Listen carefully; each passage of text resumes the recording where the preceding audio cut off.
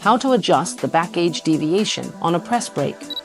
During actual use of a press brake due to machine wear or collisions with the sheet metal, the x-axis of the back gauge may develop a left-right deviation. How should this be adjusted?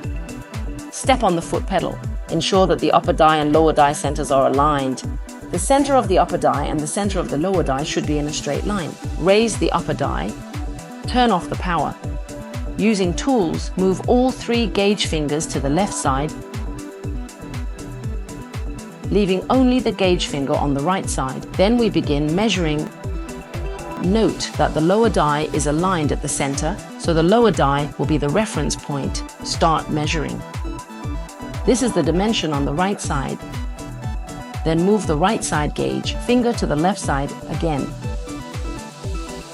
Measure again. This is the dimension on the left side.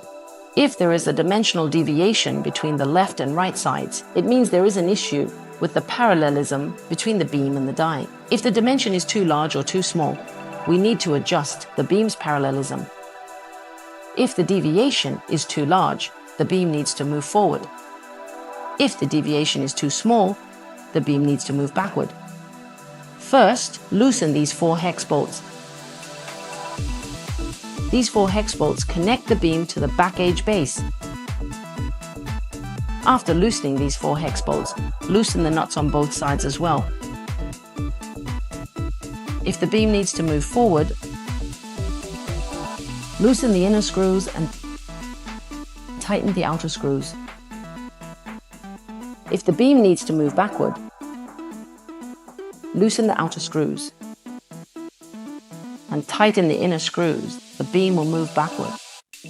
Keep adjusting until the measurement results for the left and right gauge fingers are the same. After the beam's parallelism adjustment is complete, you need to measure whether the dimensions of all 4 gauge fingers are identical. Once the left and right sides of the beam are parallel, the gauge fingers need to be measured. All F gauge fingers need to be measured individually.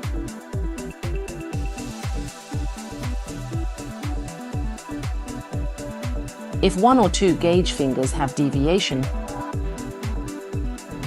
you can adjust those specific gauge fingers.